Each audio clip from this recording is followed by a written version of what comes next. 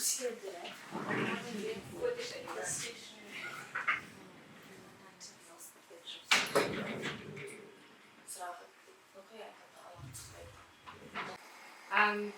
we usually do genotyping, which means we just get a unique ID for each species. So like, which is replacing some markers, and then also parentage and profiling for just our external clients. And then we also do hybridization testing for our government, for the biodiversity management of some species. But all genetics.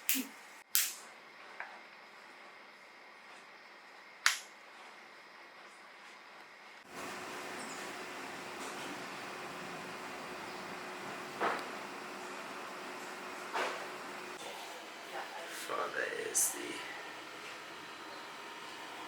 Dinokeng in our cup. Original Dinokeng Reserve.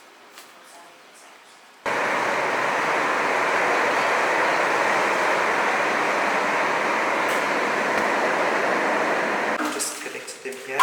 And I hope that I didn't miss any dates. Do you mind if I quickly look?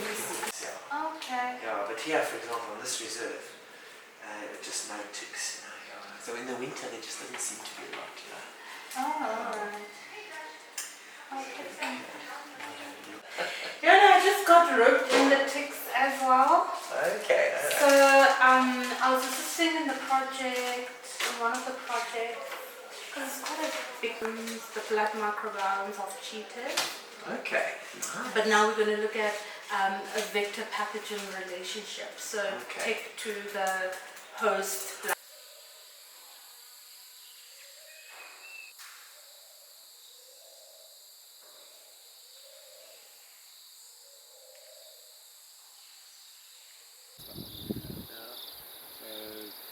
And how do you know you're getting them? Not getting the meat brands to make. It's actually difficult for them to get visas and stuff, eh? Yes, dude, it's not easy. Yeah. But she's been.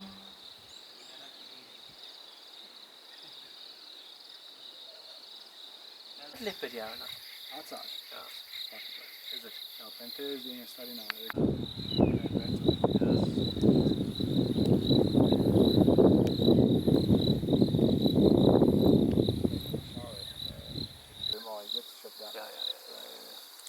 Is there some negative sentiment out there?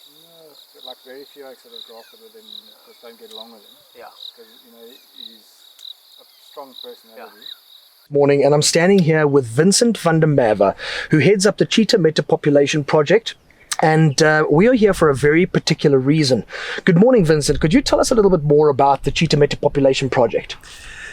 So basically what happened in South Africa was when apartheid ended, there was a tourism boom in the country, and about 60 reserves converted from agriculture to ecotourism. Okay. So if you look at Dinokeng here behind us, 30 years ago this was cattle farming area, a livestock farming area, and there's been this major land use change to ecotourism. And of course the cheetah is a high profile ecotourism animal. People want to see the cheetah, they're willing to pay money to see them, and we've reintroduced cheetahs into areas that were previously used for livestock. The problem with all of these areas is that they've been completely fenced. So that's where I come into the picture. So my job is to swap cheetah between all of these fenced reserves to prevent inbreeding. Makes sense. Okay. Now, Dinokeng has been quite an intricate part of this cheetah metapopulation project, and today we are here to actually dart some of these cheetah and relocate them. Tell us a little bit more about that. So yes, Dinokeng's been very interesting. We released Cheetah here in 2012. Initially we were a little skeptic because it was a new reserve. It was previously all these small plots that had come together, and all this infrastructure all over the place. And was it going to work? And it turned out to be one of our most successful cheetah reserves. We've removed 24 surplus cheetahs from Dinokeng. Wow! In just 8 years. Yeah. So it's been a high loss, high yield reserve. So we've experienced a lot of mortalities here. We've lost a lot of cheetah to lion. In fact, the mother of one of these, of 5 of the 8 cubs that we're removing today was killed by lion. The other mother was killed by snare. It's a high density human population surrounding this reserve, so there are a lot of anthropogenic snaring mortalities. And so what basically happened here is we lost 2 mothers, and these mothers had both recently had litters. So reserve management came across the litters and decided to intervene, and these litters were removed out of the bush and wilded in 400 hectare camps. And basically then set free into the bush. So we certainly didn't want to see these wild-born cheetah go into captivity. We wanted them to remain wild and free and living in free-ranging conditions. And we put them out, we released them out here into this quite a difficult environment to be a cheetah. There's a lot of lion walking around here, a lot of hyena, there are leopard, and these guys are all out there to get cheetah. And we couldn't believe it. All 8 of them have pulled through. And we know from the GPS data that the lions have been on them and they've dodged them. So it's been great. So these cheetah have obviously learned skill sets to avoid these kinds of problems with lion, etc., without the leadership of a parental skill there. I mean, is that something out of the ordinary? Well, it is sort of, obviously they would have learned that behavior from their mother. Their mothers were lost, unfortunately. So some of them may have seen their mother being killed by lions, so that experience would have remained with him. But basically, I mean, a cheetah knows that, a lion weighs up to 200 kilograms, and a cheetah will maybe reach 40, 50, 60 kilograms max. So they know that these guys are out to get them and that they mean business. So cheetah generally inherently know to avoid these competing predators. Okay. All right, so we're going to head off and we're going to go and track these cheetah now this morning. We're going to dart them. We're going to send them to various locations. Where are the locations going to be? So the reason why reserve management intervened with saving these cubs when they lost their mothers was they have valuable genetics. Okay. So these cheetah have Waterberg's and Namibian genetics. So we're going to be spreading those genes around the country. 2 females are going to Gondwana in the Western Cape, a 12,000 hectare reserve there. We've got 4 males earmarked for Matlabas, which is a reserve in the Waterberg region. And then we've got another 2 males earmarked for a Ritspreit, which is out in the Hoedspruit area. So we're going to be sending the genetics far and wide, and hopefully they'll propagate there and continue to do well. Absolutely amazing. Let's go find some cheetah. Fantastic. Thank you.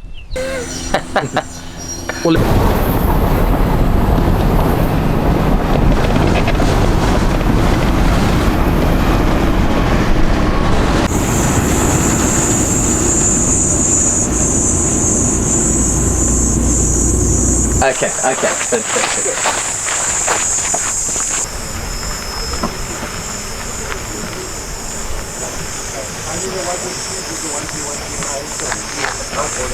We want to take that one around the parlour because that will go in our bone and it will give it time to recover.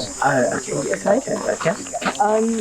So I've got 3 males from the 5 going to Matlabas as they would have done. There are 2 what I call alpha cheetahs, and so I thought it best to separate them. Yes. So doing it this way, Matlabas has one of the alphas. Okay. That one.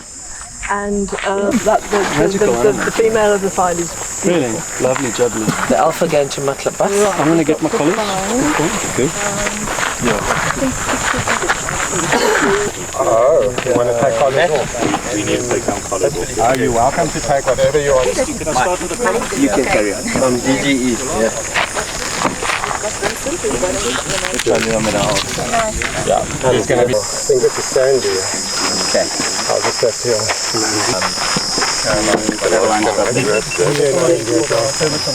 Okay, so what I'm going to do is we're going to use that one is a bit fast. I think so too. Yeah, Time-wise. Okay. Was it all collar? I want to see what number was it on? Because I haven't been able to check all of the microchips yet.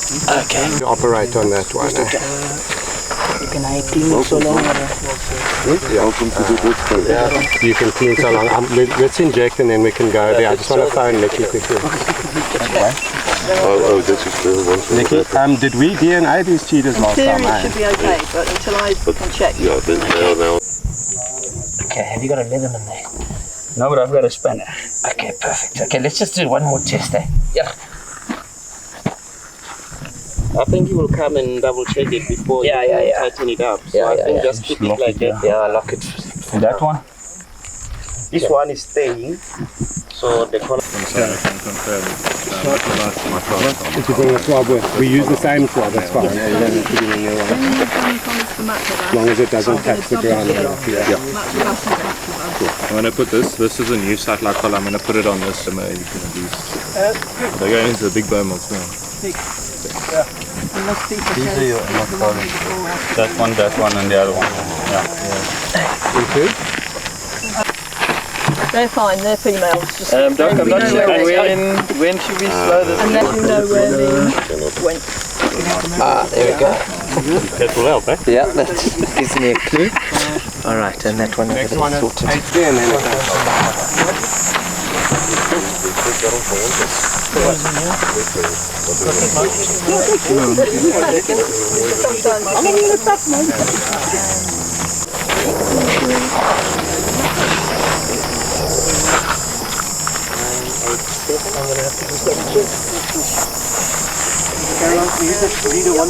The last I got two, okay. The last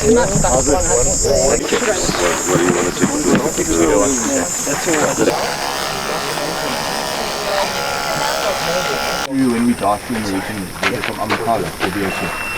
And I'm ready to load the gills if you have to. This one. Gondwana. This one. No, the other one. Okay, back in first. Tail the way around on its back. Please keep it exactly level because they've eaten.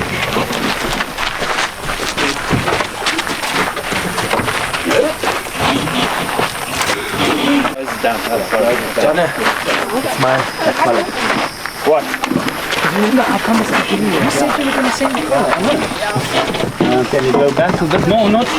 Yeah. Great. Hey, what's up? Thanks so much, dude. You got these made in muscle back. Once you release them into the wild, I mean, you've got the mortality rate because they've never bumped into lions. And they pull together.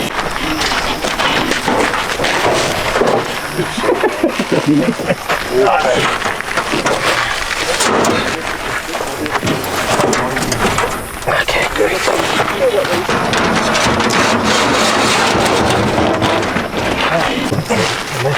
Yep. One fall off.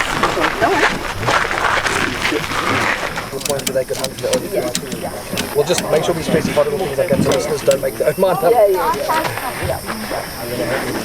So our travel show is an ambassador for But they do their own thing, but they do follow 90% of what I ask them. And those cubs are doing good. They send me every day 3 updates of videos. So. Okay. Let's put this cheating quickly because they're going to start waking up. Open and start loading the tubers, please. Okay. All right. Thank you. Wait for me. Oh, this one's going to the correct story. You wanted to pinch this one now, Jonah? Not the injured one, eh? Very cooler, ne? Yeah.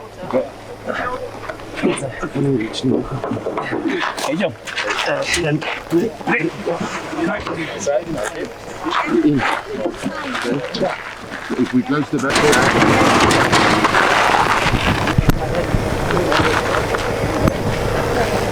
So I'm just relaxing here and just okay, start closing. Start closing. Glass. Thank you. Good. Cheers.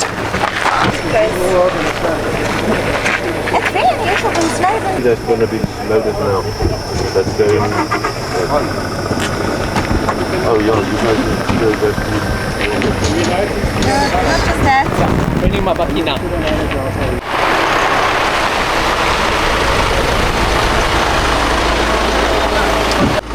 Okay, we need some manpower here.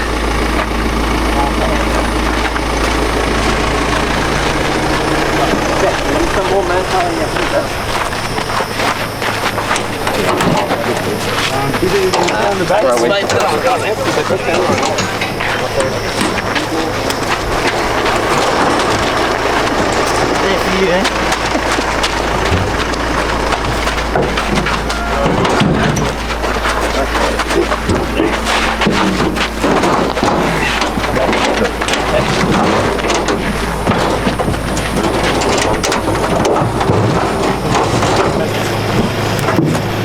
lights, I need a blindfold. Why is the blindfold off this zip line?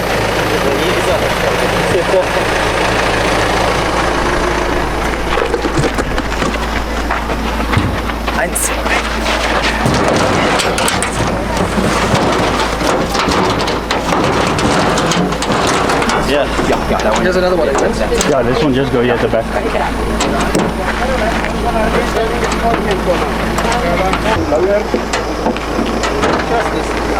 Bottom. It's pretty hectic with these.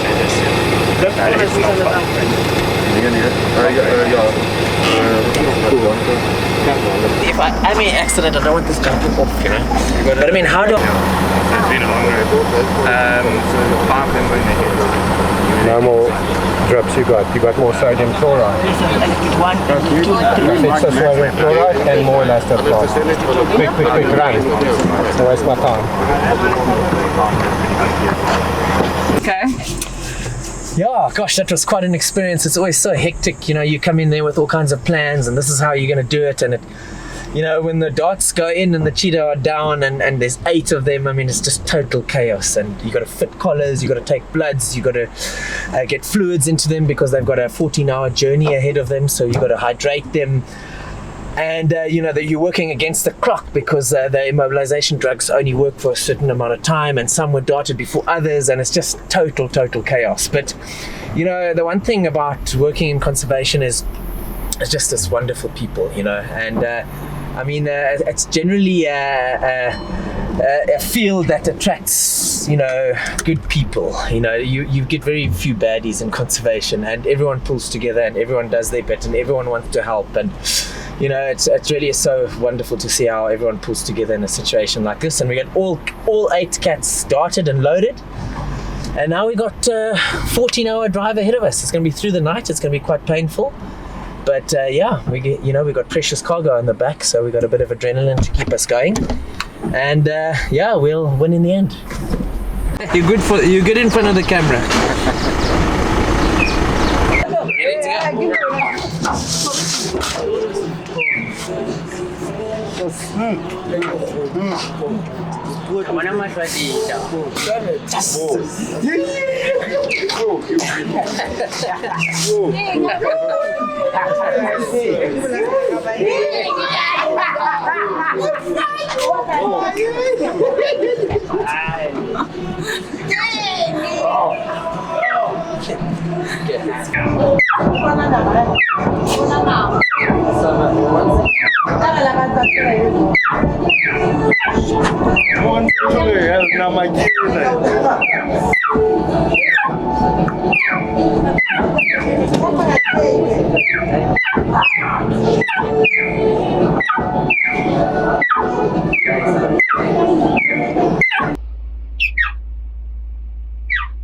Doing fine, baby.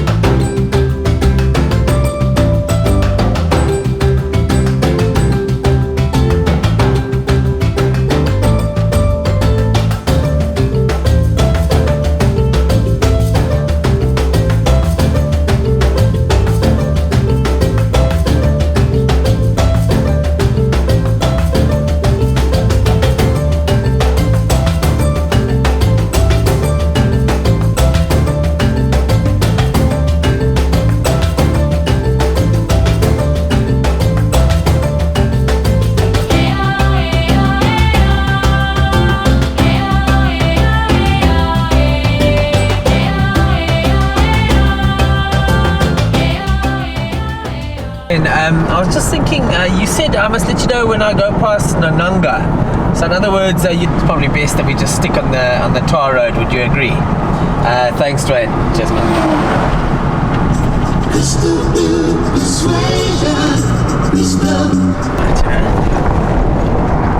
Yeah, well, I mean, we'll see, but I'm sure I've stayed there before. Very tempted camp.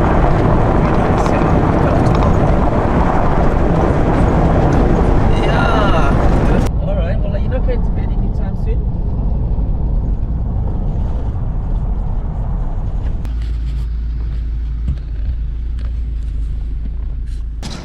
So end of a very long day. The capture actually went very smoothly. We got the cats quite quickly immobilized and loaded, and we got all our samples sorted. And then we hit the road, and the weather was very pleasant. We had no rain, so we didn't have to cover them up. They must have killed something shortly before they were immobilized, because they've made a hell of a mess in the back of the crates.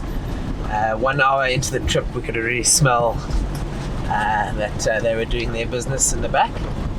And very vocal. I mean, they were chatting to each other the whole way. So cheetahs they make a bird-like sound because they're the weakest of the large predators. They don't roar or growl like a leopard does, or roar like a lion does. They have a bird-like chirp, and that has basically evolved to keep them undetected. Whilst they move through the bush, because if they had to make a growl or roar, then they would announce their presence to competing predators. So the whole way down they were chirping and chatting, and every time we stopped they were chirping and chatting, and the petrol attendants didn't quite know if we were transporting birds or cheetahs, and it was quite enjoyable. The frustrating thing, when you obviously transporting cheetahs is, you can't really stop and have a lunch. You got to pretty much go the whole time. So you stop and you fill up for fuel and you grab a quick bite to eat. So it's been a day of burgers and pizzas and driving non-stop. And we got through a few podcasts, and we listened to some good music, and caught up with the news. We can tell you everything about what's going on in the Ukraine war. And we're going to open the crates now. This is the most enjoyable moment, the cherry on top.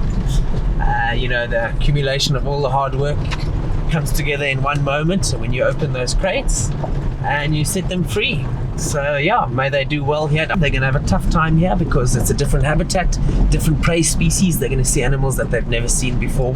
Prey animals, they're going to learn to catch them, kill them. They're going to learn how strong they are, how dangerous their horns are. There's lions, of course, here. There's leopard here, brown hyena.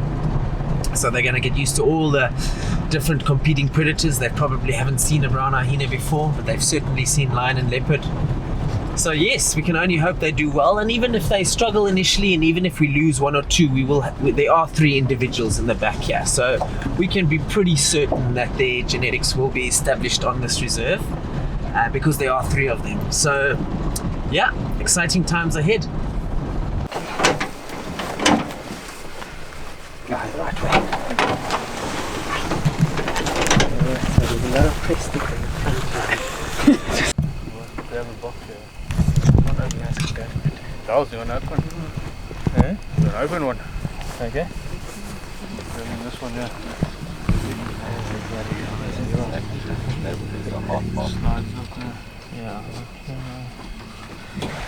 I think they do a little bit more. Are they clipped? No, they just slide up, I think. Yeah, you can just take the front layer off. Or you can actually take it all off if you want. Yeah.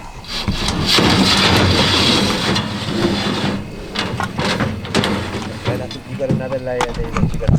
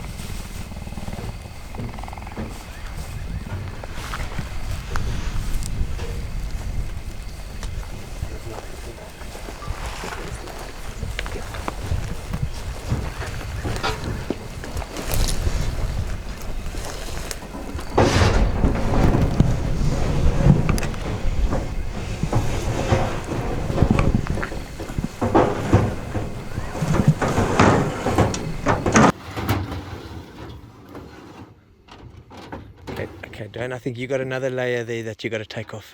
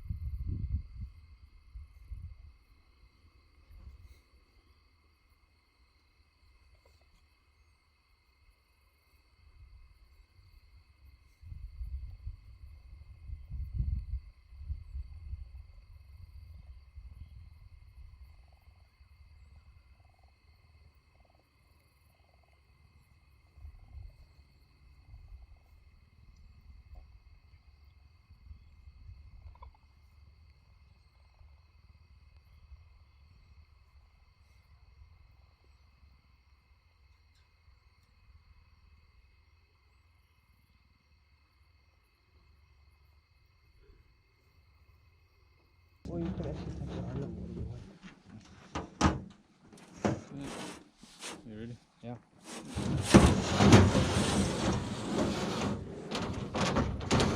And I think you got another layer there that you got to take off.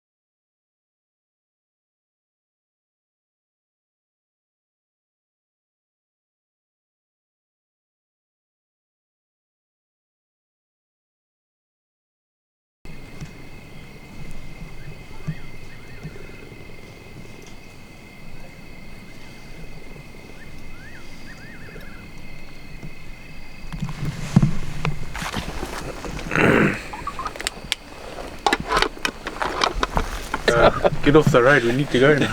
Exactly. I was worried that. This box is marked pregnant female. Yeah. Are you sure? Yes. No, it's the wrong one there.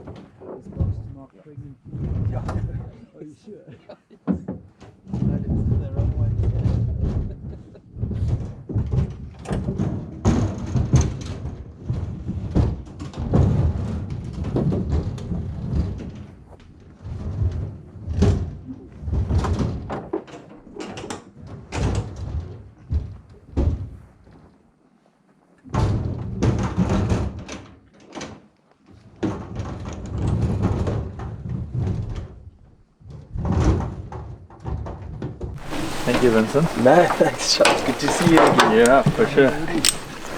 Your wife didn't make it tonight. Well, one of us had to stay because A yard and a half? In here? Yeah. See ya.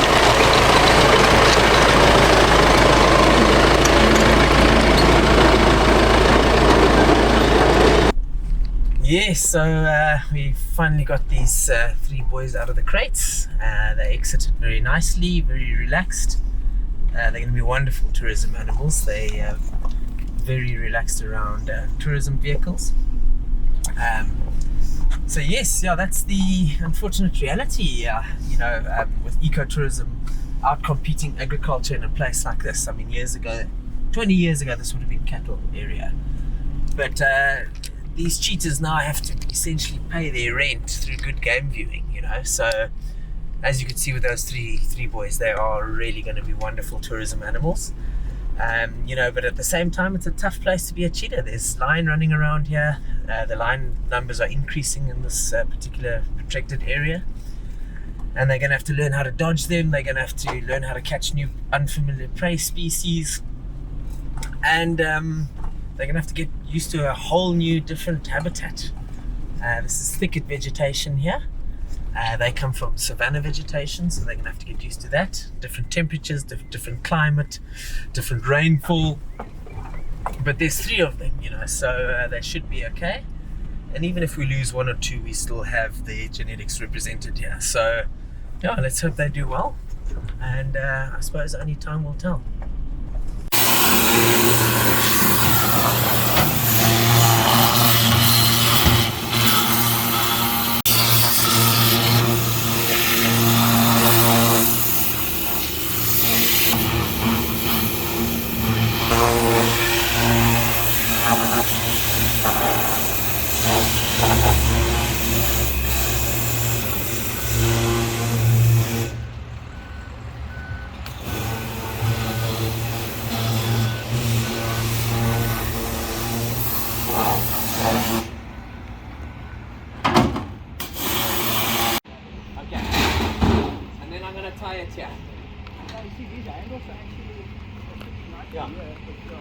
These two look like slightly different colours.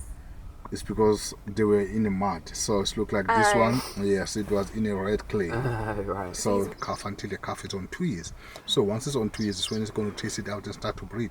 So that calf is their mom for 2 years. Wow. So you can see that, you can say it's almost 4 years. Then they start to breed. So they are slow breeders. Any luck from the ridge? Yes. So what do they do from here? They're going to stick around together and they will learn how to fight. And if one is dominating the others, it's when you will go and challenge the dominant mate. The reason why they are having that white circle on the back, the oak of Noah. The Ark of Noah? Yes. Right. And Noah is just finishing painting his toilet seat. And they wanted to use a toilet. Being chased by a lion or anything, and they will go straight into that river, and they're going to push on that gland. What's the lock, man? What's the lock? Keep them warm inside the water. Right. And also, if there is few insects around, Because otherwise it would get eaten. yes. So on them, it is their instinct to follow, give birth right, close to the others, and they're going to clean it.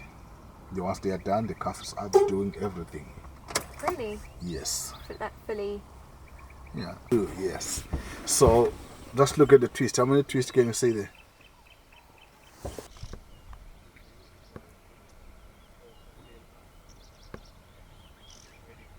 Do you think the male and the female are the baby's parents? Anytime. Oh, right.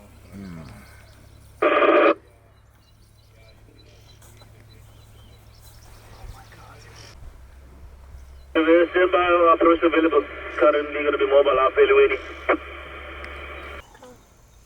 There is, I think the calf now is close to be like a month.